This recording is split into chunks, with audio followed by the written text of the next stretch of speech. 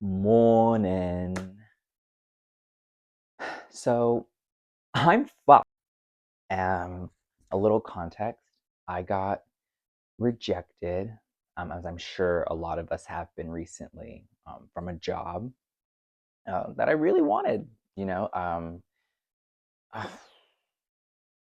coming at you fully as I have been, same hoodie and all. Um, State of, I don't know what to call it, melancholy, face not shaved, hair not done. Again, I'm in the same hoodie because this is how I have been the past, I don't know, a couple weeks, I guess, but my general kind of vibe and feeling has been like months long, probably ever since I graduated from college. A little background, I went to school, as any of us did, and, I got my degree in film and media production, my minor in entrepreneurship, which see where that's got me, AI apocalypse. So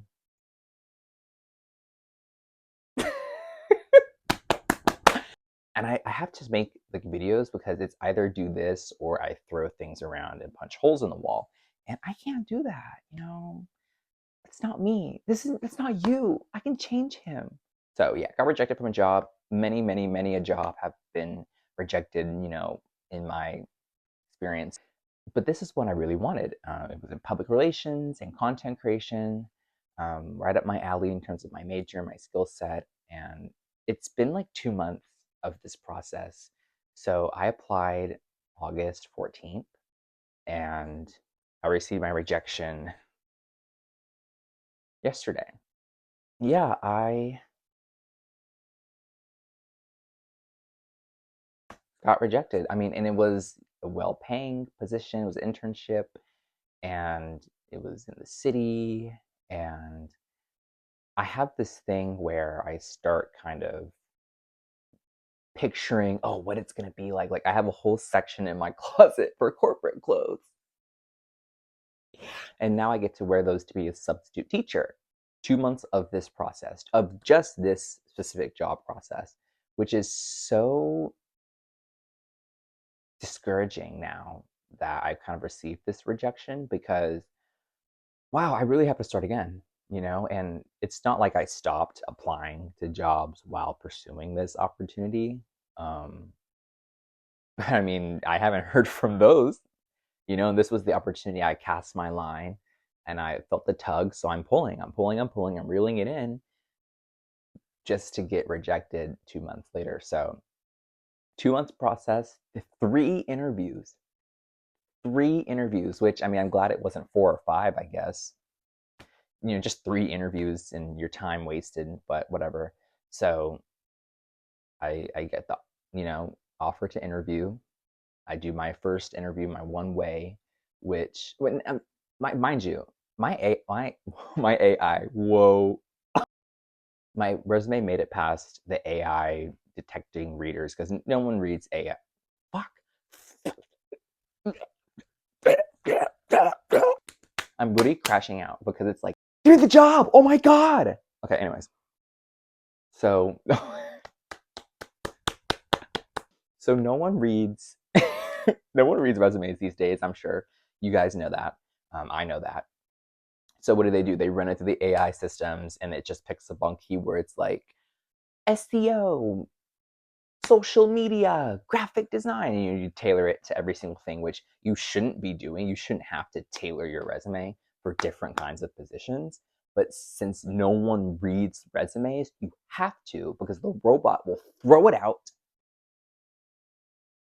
and you will not pass. I can't believe we're letting clankers get away with this. And I advocate for clanker rights, but it really does get to a point where y'all should be in different kinds of jobs and positions. Resume made it past the AI. AI made it possible for my resume to pass. Thank you, AI. I appreciate that. Um, okay, so what's next? I can email, hey, Ethan, we were really impressed with your resume. And, that's what all these things do. They're really impressed with your resume. I'm not even sure if y'all read it, whatever. But if a human's sending me this email, maybe they skimmed over it and they were impressed. Cool. So I have the credentials. So whatever I have, I don't know, 3.74 GPA, all these extracurriculars, graduated from the honors college. Okay, cool, cool. Y'all liked me clearly. So cool. So they send me a link. We'd love to do a Spark hire interview. Oh, so I do the Spark hire. It's like 6 questions. What do you like about the company? Why do you see yourself in this role? Because I'm awesome. Hire me. Hire me, Sangya. Hire me. So I do that. I submit it. It's fine, and keep it pushing. Right.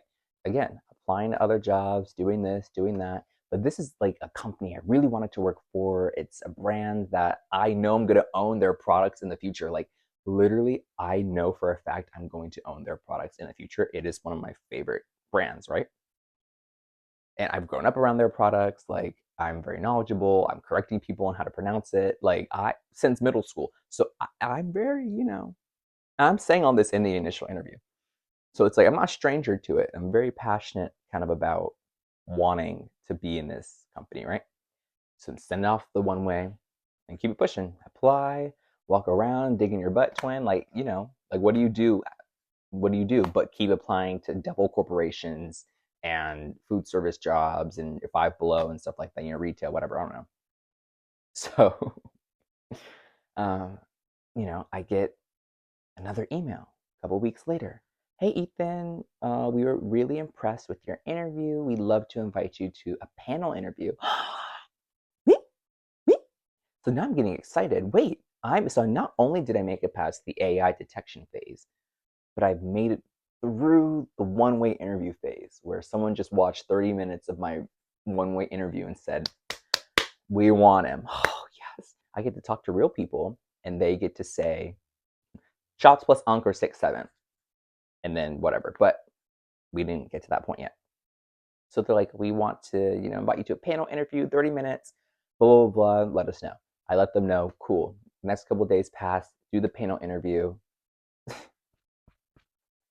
Because one thing about me, I don't interview, I have conversations. I make y'all laugh. I answer y'all's questions, and we have a conversation. We have a discussion about why I want to be in this role, what the company can do for me, what I can do for the company, and more about you guys on a personal level. And it's a great time. So they like gnarly bobati. Anyways, so can you see how I'm crazy? I literally woke up probably 20 minutes ago and I just said, I need to film a video. This is going to be part of my shadow work journey because clearly I need to do shadow work because a whole host of other things that I'm sure I'll put on video, you'll see. But yeah, so I do the interview. It's great. It's just 2 people on the call and I keep it pushing. Thank you so much. We'll be in touch. Cool. And with these processes, what I should have learned is not getting attached. And I do very good with that. But this one, I was really passionate about. So I got a little attached, which is never good. Never get attached to a job interview process or even picture what you're going to be doing in the role until you actually have the letter in front of you saying you got the job. Cool. This is Tuxedo Sam. Anyways, we'll sit with us. So, do the interview, keep it pushing. And then I think probably 2 weeks go by, week goes by. Hey, Ethan, we want to do a second interview with you. A second panel interview. So now this is my 3rd interview total. Ow! So now I'm like, yeah, I got the job. Don't ever say that, you guys. You didn't get the job. Don't say that. But of course, I'm stupid. So I was like, oh yeah, they want me so bad. Universe wants me to have this job. Obviously I'm doing so well. Now, mind you, this was the first position where I made it. That wasn't like a devil corporation, right? Where they were like, you can start working tomorrow if you want to go door to door selling toothbrushes, whatever the heck they do. I don't know. But this is the first company that I was interviewing for where I made it kind of deep into the interviewing stage. And they only had 3 interviewing stages, they were saying. So I made it to the last round, and I'm glad it wasn't 5 or 6 interviews like some companies do. But it was a more like creative role for a job. So I don't think they needed to necessarily. And it was like an internship too, well-paying internship. But whatever. So, hey Ethan, we want you for a second interview. Whoa.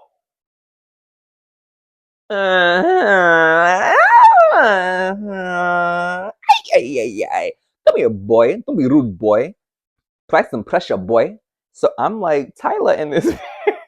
I'm pretty excited. I'm like, okay, wait, I can actually do this.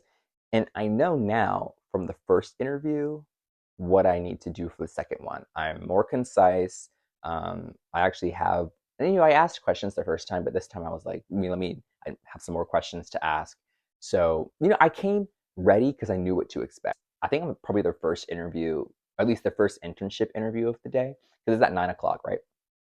So, and it happened it happened last week. I did the interview last week from when I'm filming this. Um, and like that was like my birthday week. So now I'm freshly 23 with no job. Because what do you do, right? So of course they had to, interview me my birthday week, whatever. So get the offer, I do the interview. I think I do better the second time, is what I think from my perspective. Didn't matter, clearly.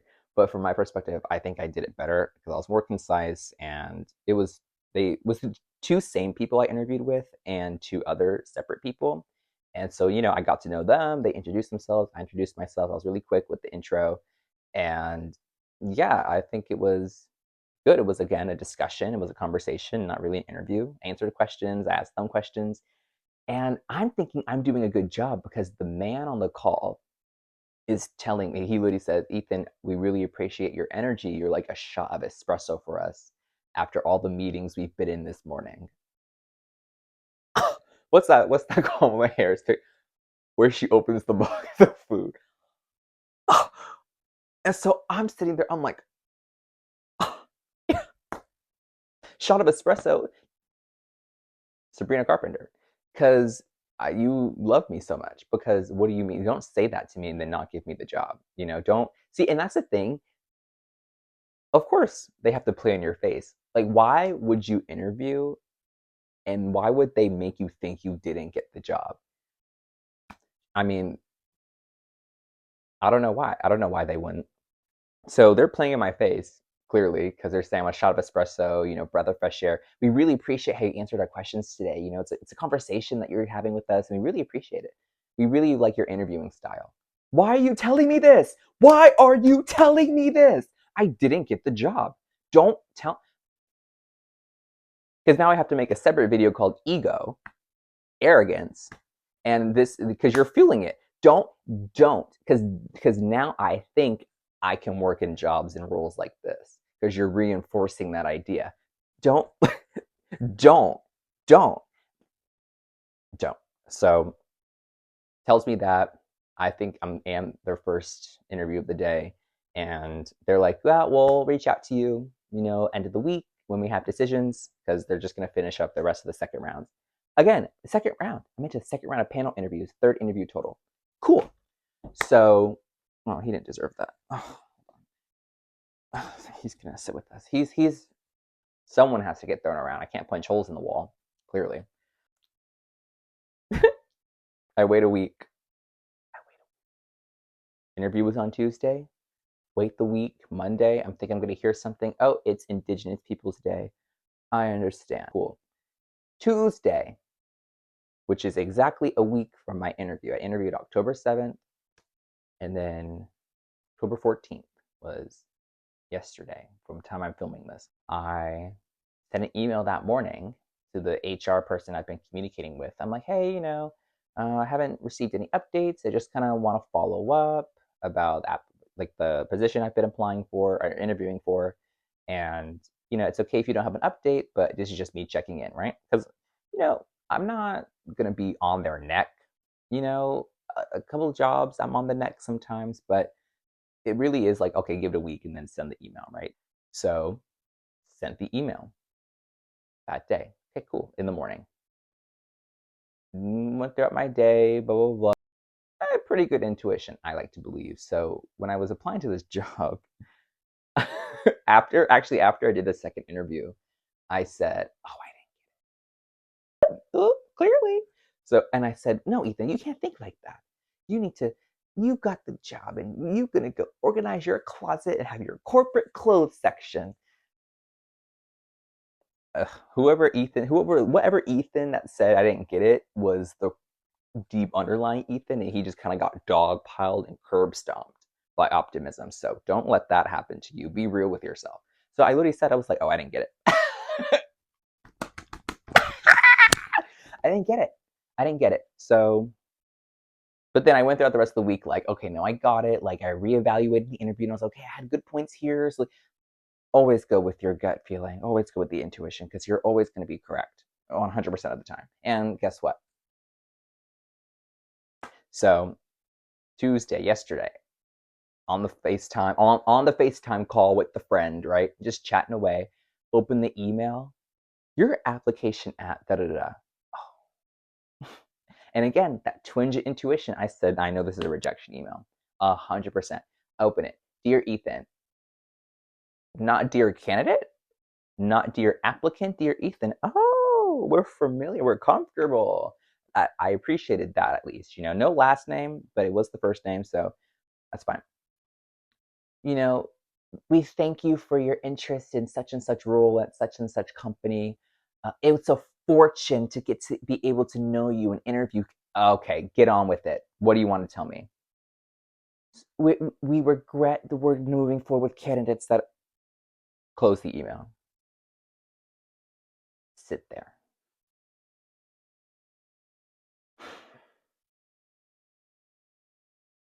Signed HR team. Oh.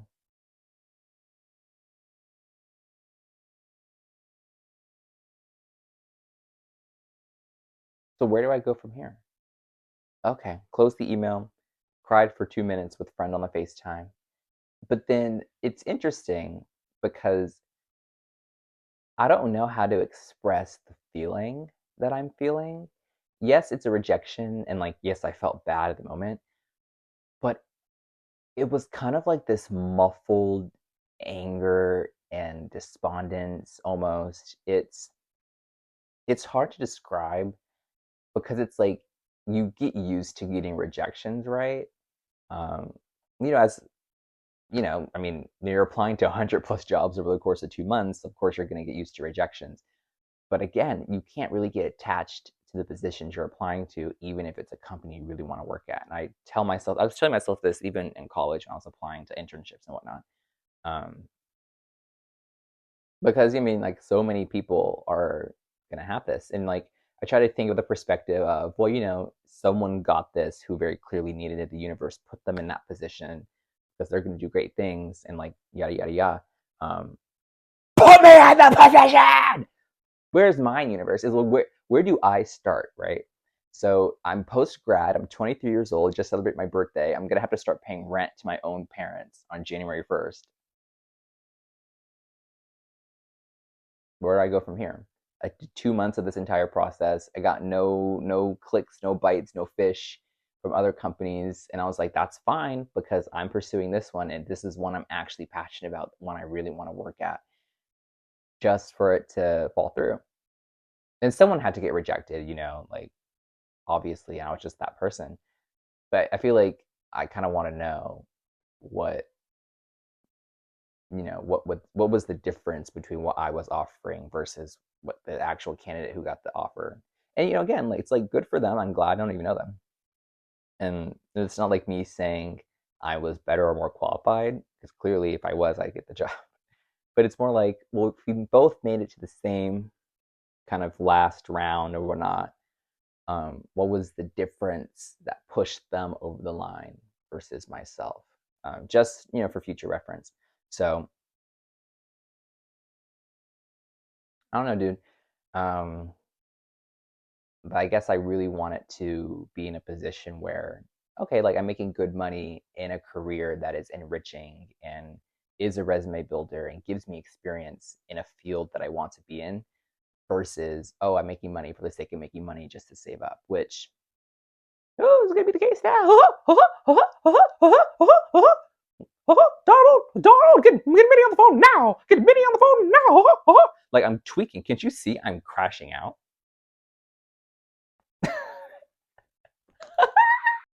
Gnarly Bobati, gnarly Tesla. Like, oh, that's not the song, but it's not the dance, but whatever. So that's what I'm on. And yeah, so this is not a unique perspective or experience for anyone, I'm sure, especially not people in my age range and Gen Z post grad job market's the word. And I tried not to fall for a lot of that because then that would mean I'm blaming an outside force. And I said, well, I really want to, be intentional with how I apply and what I do. So instead of doing like the AI job applications where you just swipe, you know, or instead of just clicking all the easy applies and one click applies, instead of doing that, I was very intentional with finding positions that I was actually qualified to work in. Not a little qualified, not barely qualified, not overly qualified, but qualified. And I found 100 or 120 so are those. I applied over the course of 2 months, a month maybe. Yeah, yeah, 2 months. And this is what I have to show for it. I got 5 offers to interview out of like 100 and some job positions. I got like 23 direct rejections, and then however many else were just ghosts. So, and then recently, actually, I had plans to go to grad school in New York. And guess where I'm at? My childhood home, not in New York. So that was the plan once upon a dream, once upon a lifetime. So I got a call from H&M on Fifth Ave asking me if I'm still interested. So I asked the lady, are you able to see, when the last time, make sure my mic is not dead. I was like, are you able to see the last time that I submitted an application? When did I put my application in? She goes, oh, let me check. Oh, it says August 6th. Oh, okay, August 6th, though. It's October 8th. Wait, no, it wasn't October 8th. I got that call. I got that call on a Sunday. So I think it was the 12th. Yes, it was October 12th. So I said, okay, yeah, long time. Well, I currently have other things in pursuit right now. Mind you, I'm not even in New York. H&M called me 2 months later after I put my application in, asking if I was still interested.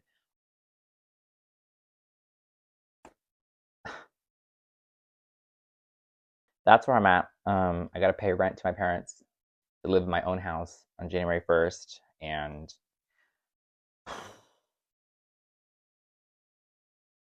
it's like I want to blame myself, but that like it's not a pity party, but it's not going to do me any good. So I have to just get up, do things like this, and keep it pushing, keep it truly pushing. Yeah, I mean, what else can you do? Like, I genuinely don't know how to feel. I'm not mad. I'm not sad. I can't even say it's like a neutral emotion either because I'm feeling something. It's just kind of like a despondence. It's like a, and it's like you have to keep moving forward, and it's like I want to just drag my feet and dig my heels, but that's not helping anyone. It's not helping me certainly. But it's like, oh my god, like I have to keep going, but I mean I'm doing these things, I'm not getting the outcomes. So I don't know, dude. Maybe I'll just make more YouTube videos, but who wants to listen to Gen Z complain, Gen Z stare? But there's something in my spirit that needs to be expunged, and I need to go through ego death and whatnot. So maybe this is my first step in it. I don't know. Follow my TikTok. I make fun fashion little videos there, and you're gonna be seeing more of this corner because I'm not going anywhere anytime soon. Clearly, have my Invisalign in, so I've probably been talking really weird all morning. Um, yeah, follow me, subscribe, or don't, uh, whatever. And TikTok, Instagram, I'll have them linked if you want to go see some of the happier things and go see me in my actual element. This is not me in my element. Go there, go to the TikTok, go to Instagram, see me in my element. I look fine. I look cool. Sorry. Sorry. And I'm fitted up. I got it on. Sorry. So you guys have a great day and do something new today. Do something that you haven't done before. And it doesn't matter if it's perfect, just do it. Okay, bye bye.